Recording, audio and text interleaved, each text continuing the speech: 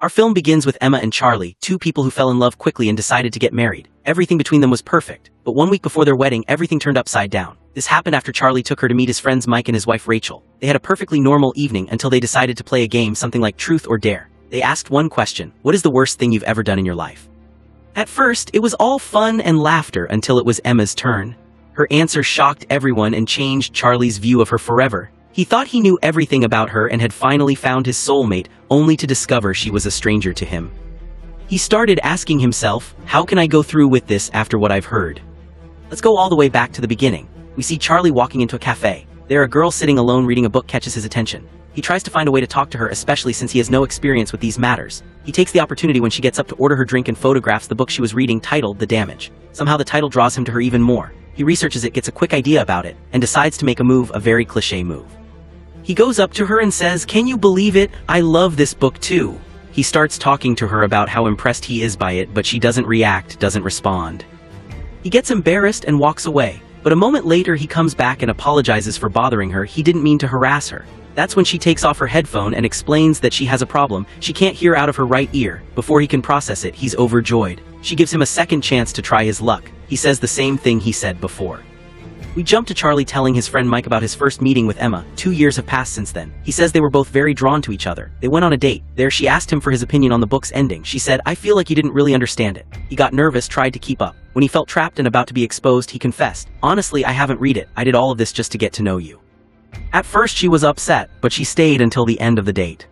We learn they're preparing wedding details together. Mike is helping Charlie write the speech he'll give on the wedding day. Charlie uses this excuse to vent to Mike, sharing all his feelings and the little things that bother him about Emma while pretending he loves them, like her laugh. He describes it as distinctive but also annoying. Strangely, he adds this part to the speech. Mike advises him not to. But Charlie continues, telling him how Emma, in her own strange way, always turned any problem into something funny to cheer him up. Emma is also sitting with Mike's wife and her friend, who are helping with wedding preparations. She tells them her story with Charlie from the beginning and surprises them by revealing he's her first love. They're shocked. She's 30 now. How has she never loved or been in a relationship before? She explains that she used to be ugly and nobody ever thought of approaching her. Charlie tells Mike about the first time he proposed to Emma. He leaned close to her ear, the one she barely hears from, and confessed that he loves her, can't imagine his life without her, and wants to marry her. But he didn't have the courage to say it directly. The funny thing is, she didn't hear a single word that day. 1 week before the wedding, we see them with a dance instructor teaching them the first dance. But Emma finds the dance too perfect and plays a different, more spontaneous song that suits them better. The instructor doesn't like her spontaneity. As they leave, Emma complains to Charlie about the instructor. She's irritable and doesn't even smile. Suddenly they spot Pauline, their wedding song arranger, using drugs. Afterwards they go with Rachel and Mike to the hotel to finalize the menu. They tell them about Pauline's behavior. Everyone agrees they should replace her, but Emma doesn't mind and sees it as personal freedom, especially since there isn't much time left before the wedding. After coordinating everything with the hotel manager, they decide to make the most of the moment, continue the evening, and have some drinks. Emma has a crazy idea and agrees with Charlie that after the wedding, they should go to their favorite restaurant and eat there like filmmakers do when they win an Oscar. He's not very excited about the idea. They come back to discussing Pauline, and Emma notices that Mike is very strict in his judgment of her. She asks him why he acts as if he's never done anything wrong in his life. That's where the game idea comes from. His wife pressures him to tell the dog story. After some insistence, he agrees on one condition, that they all answer the same question and each reveal the worst thing they've ever done. After they all agree, he tells them that in college he had a girlfriend. On her birthday, they were walking together when they encountered a rabid dog. She tried to push the dog away, but it bit her. Mike acted anything but heroic. He let the dog bite her while he saved himself. He says he can't forget what happened, and that's the worst thing he's ever done. Rachel hesitates at first, but they encourage her. She tells them that when she was little, a younger boy with special needs lived next door. He came to play with her. He took her hand and led her to a strange place where she felt uncomfortable. She saw a closet in front of her and tricked him into going inside. Then she closed the door, locked it, and ran away, leaving him alone in there. When she got home, she didn't tell anyone what happened. When his father came asking about him, she lied and said she never saw him. The next morning, the police were searching everywhere for him. They found him after he had been locked up alone all night in a remote place. Everyone is shocked and asks about the boy. She simply reassures them that he's alive and nothing happened to him. Emma wonders about her reaction but doesn't judge her. Rachel continues, saying that even though the boy knows she did it, he never came to confront her. The others say he was probably scared of her. Now it's Charlie's turn to confess his secret. He admits that the worst thing he's ever done was in school. He cyberbullied a boy so severely that the boy left school, moved away with his family, and became completely isolated. Emma listens to everything he says but stays silent and doesn't judge him. Now it's her turn. They encourage her to go like the others. They think Charlie already knows her secret, but he says he's also curious to hear it. That's when she confesses a very dangerous secret that none of them expected or could have imagined. In high school, she planned a school shooting. Charlie laughs, thinking she's joking, but she continues completely seriously. She tells them she was 15 and not in her right mind. She was going through a difficult depressive period and decided to take her father's pistol to school. But that's not all. She was training and preparing for the attack alone in the woods. One day while practicing, the gun accidentally fired and hit close to her ear. That's why she had a hemorrhage and now only hears out of one ear. Charlie is stunned. She had led him to believe she was born that way. She had hidden all of this from him. Finally, she tells them she never carried out her plan. She knows it was a crazy idea, but that's what was going through her head at the time. She thought that just as she had heard their secrets without judging them, they would accept hers the same way. But the exact opposite happened. Rachel immediately explodes at her. She tells her that her cousin is in a wheelchair because of an incident involving a shooting. Charlie kept waiting for her to laugh and say it was all a joke. He thought she was drunk or making up a story. But when he realizes it's real, his view of her changes completely. He can't accept what he's heard. Emma is very embarrassed and blames herself for sharing such a secret. She apologizes to all of them and tries to justify herself. She was young and didn't have enough maturity. But the evening turns sour. Rachel is furious at her and says, just because you were young doesn't give you the right to even think about something so horrific. Mike and Charlie try to calm her down. Emma tries to explain that she was depressed and not thinking clearly. But in that moment, everyone had already judged her for merely thinking about it. Nobody cared enough to ask about her depression. Nobody asked how a young girl like her could even think that way. When she returns home with Charlie, she apologizes for ruining the whole day. But he refuses to talk to her, using the excuse that she's drunk, and asks to postpone the conversation. The next day, he sits alone with himself. He feels enormous psychological pressure. On one hand, he has to take a stand in their relationship. On the other, he tries to convince himself to move past it and act like nothing happened. But the conflict inside him won't settle. Every time he tries to forget what she said, it echoes in his head again. Until he accidentally comes across an old photo of Emma when she was younger, one she tried to hide from him because she didn't want him to see her during the period when she hated herself and her appearance. That same day, he goes to Mike and talks about what happened the night before. They say, she's crazy. This isn't the girl you fell in love with at first sight. There are only days left until the wedding. His parents are about to travel. He's already paid large sums for the wedding preparations. Everything is pushing him to go through with the marriage. Mike tells him, sacrifice anything but not your life. Surely you're not going to marry a crazy woman like her. He advises Charlie to get away from her as soon as possible. He'll also report her to the police, and he supports whatever decision Charlie makes. Charlie returns home to Emma. They sit down to talk calmly. She apologizes for ruining last night. Do you hate me now? He denies it and tells her he just still can't process that it's real. She says, I wouldn't make up a story like that for attention. But he blames her for telling the story in front of the others. She points out that she was drunk and didn't mean to. She asks him to forget the whole night as if it never happened. But Charlie refuses and says he needs to first understand what drove her to the point of planning a school shooting. She finds it hard to answer and asks him to postpone the conversation, especially since they have so many things to do for the wedding preparations. When she senses he's tense and hesitant, she asks him, do you still want to marry me? He reassures her that he hasn't changed his mind. But he insists they need to talk about this first. It's more important to him than anything else now. So she tells him that when she moved to her new school, she couldn't make any friends. Everyone hated her and bullied her. Over time, she grew to hate the school and everything in it, and the dark idea consumed her thoughts. Despite everything he heard, Charlie isn't convinced. He feels this isn't a sufficient reason to make such a terrifying decision. After Emma tells her story, they try to get through the day normally. They go together to meet the photographer to discuss all the details for the wedding photos. As the photographer sits with them, she explains the sequence of shots she'll take, repeatedly using the word shot. She doesn't realize that this word hits a raw nerve in their relationship. It reminds Charlie of gunfire. The photographer notices they're tense and something is wrong. They don't look like a happy bride and groom whose wedding is days away. She takes them for a practice shoot. Charlie tries to appear happy as if everything is normal. But the truth is that the relationship between them has become strained and is nothing like before. The photographer asks them to relax and be natural, but that proves very difficult for him. He keeps imagining her next to him holding a gun. He feels that if he accepts her as she is, he's accepting the idea of violence itself. He can't feel at ease. Strangely, he now constantly sees her in her old image and scrutinizes every move she makes, every aggressive reaction. Finally, he brings up the topic with her again. She tells him she was on the verge of executing her plan.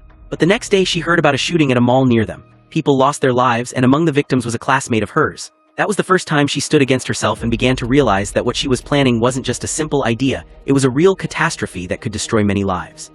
She woke up to herself and understood, just because you're going through a hard time doesn't give you the right to hurt someone else. By a twist of fate, her classmates chose her to be part of an anti-violence campaign and to act as their official spokesperson. For the first time, she felt accepted by them. In that moment, she decided to throw away the gun and say goodbye to all her dark thoughts. Since then, she's been fighting violence with all her strength. She describes to Charlie how she felt and how crucial that moment was in her life. She felt like she had finally woken up from a nightmare living inside her. Despite everything she said, he coldly asks if those thoughts ever returned and if she ever thought about hurting someone again. She assures him they haven't. She asks him to close that story for good and confesses that she loves him and doesn't want him to change his view of her. In that moment, he takes her in his arms and reassures her that he loves her too. But the truth is different. He's starting to not accept her personality. He sees her as someone who deceived him. This puts him between two fires: either resist the psychological pressure he's under and continue his journey with her, or end the relationship and destroy everything. We see him reading the wedding speech he prepared for her. But with every line he reads, his feelings change, especially since he had described her as a compassionate person and the kindest person he'd ever met. He ends up deleting the entire speech and all the beautiful words he wrote about her because he feels deceived. But when she appears before him, he hides what he was doing. He pretends he was writing the wedding speech and everything is fine. She's not stupid though, she can tell he's changed towards her. By chance, she notices his mug with the pistol drawing on it in the trash. She realizes that everything he's been showing her was a lie. The truth is, he can neither accept her nor get past the stain. Then she pulls out a sharp kitchen knife. He becomes terrified of her. She explains that she was just preparing lunch. "Why are you looking at me like you're afraid of me?" He says it's an involuntary reaction. Charlie has reached the point where he's afraid of his own life partner expecting anything from her. Very calmly, he starts talking to her to understand if she had a childhood trauma that affected her this way. He subtly hints that she should see a therapist. She says, "I know exactly what you're getting at." She ignores his hints and gives him an appointment to continue with the marriage procedures. 2 days later, Emma feels they're drifting apart and the relationship is tense. She suggests they play a game, get to know each other from scratch. At first, he tries to go along with it, but then he says this method won't work and it's a failed idea. He insists he's forgotten the whole thing and doesn't think about it anymore. She asks him, "If that were true, why did you throw your mug in the trash?" He lies and says it must have been broken. "Why would I throw it away?" But she confronts him. "The problem is bigger than that. You can't get over what you heard from me." A call from Rachel interrupts their argument. The next day, Charlie goes to see Rachel and Mike and begs them to come to the wedding. He tells them they can't back out at the last minute, they're in charge of everything, but Rachel flatly refuses. "You should cancel it too. How can you marry a crazy woman like her?" But Charlie points out that Emma hasn't done anything unlike them. He reminds Rachel that she locked a special needs boy in a closet all night. She's the last person who should be judging anyone. He says, "Thinking isn't a crime, otherwise the whole country would be criminals. You can't hold her accountable for merely having a thought." He admits he was shocked too, just like them. But after she explained that she changed her mind, he started thinking clearly. He tells them about the trauma in her childhood. She watched her neighbor lose her life right in front of her eyes. Naturally, that would affect her. Finally, Rachel says she'll meet with her cousin in the wheelchair and get her opinion. If she agrees to come to the wedding, then Rachel will come because she can't do anything that might hurt her. As Charlie leaves, he runs into the cousin. He introduces himself. But we learn that her relationship with Rachel isn't that strong. She doesn't even know his name and Rachel never mentioned him. Nevertheless, Charlie tries to convince her that Emma is a good person. She gets scared and ends the conversation. The truth is, he doesn't even understand what he's doing. Is he trying to convince others or himself? The next day, he sits with his colleague Mika from work. Suddenly, he asks her, "What's the worst thing you've ever done?" At first, she says she cheated on a test in school, but he asks for a bigger secret. So she confesses she cheated on her boyfriend, whose only fault was being too kind to her. Then Charlie takes the opportunity and asks her, "What would you do if you found out your boyfriend planned a school shooting but backed out at the last moment?" She says she'd call the police immediately. He tries to make excuses, explaining that the person has changed and she should still love him. But she insists, as long as he had the intention, he could easily do it again. It's hard to trust him because he deceived you. He never showed you his true self from the start. He keeps defending the idea and asks, "Even if he told you his story, said he regrets it, and convinced you he's truly changed?" She says, "That's a red flag, clear as day. Even if I loved him, I'd report him. He's a danger." She describes that person as a psycho, mentally disturbed. In that moment, Charlie becomes furious and walks away upset. Mika follows him to his office to check on him. He tells her he's just stressed about the wedding preparations. But suddenly he breaks down crying in front of her. She approaches him, tries to comfort him. But he misinterprets her intentions and cheats on Emma with her, though he comes back to his senses at the last moment. He apologizes and asks her never to mention what happened to anyone. The wedding day arrives. Charlie feels tense because Micah and her boyfriend are present. Rachel and Mike change their minds and decide to attend the wedding and share Charlie's joy. Everything goes smoothly until Emma's father gives a speech. He tells funny stories about Emma's childhood. Then he mentions that she joined an anti-violence and anti-weapons campaign and he's very proud of her. He explains that he's an army officer, and it was a strange coincidence when his pistol disappeared one day. He knew Emma had thrown it away because she hates weapons.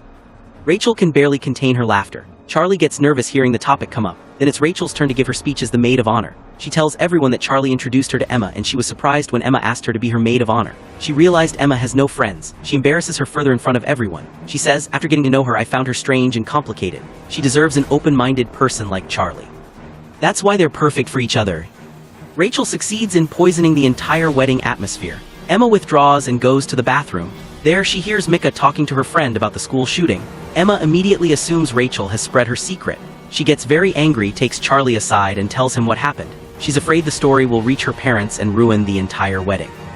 She asks him to talk to Micah and find out who told her. But he asks her not to blow things out of proportion, so she leaves him and calls Micah herself. When Micah arrives and finds them both standing there, she misunderstands the situation. She thinks Charlie has confessed to Emma about cheating with her, so she confesses, "He approached me first, nothing happened between us, he was crying and I came closer to comfort him." Emma is shocked. She demands that Micah continue. Why was he crying? Charlie tries to cover it up and come up with a lie, but Micah tells the truth. He asked me what I would do if my boyfriend planned a school shooting. In that moment, Emma understands. Charlie told someone her secret, not Rachel. She refuses to hear any excuse from him. On one hand, he cheated on her, on the other, he exposed her secret, a double betrayal. Nevertheless, they both return to the wedding and try to act normal to get through the night in front of their families. Then it's Charlie's turn to give his speech. He decides to improvise drunk as he is. He tells them about the first time he saw her. It was a quiet, simple meeting like being in a movie. He pretended to know the book she was reading just to get close to her, and when she laughed, he fell in love with her.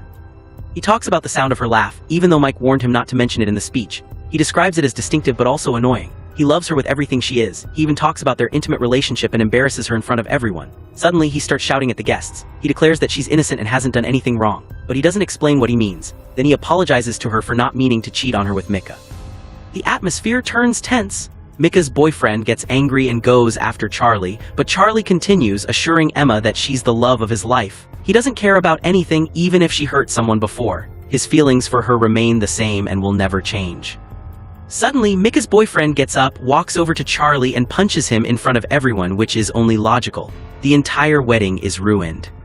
After the wedding, Emma disappears. Charlie can't find her anywhere. He remembers their earlier conversation and how she agreed that after the wedding day they would go eat at their favorite restaurant. He decides to go there, hoping to see her. If she comes, he'll consider it a sign that she's willing to continue their life together.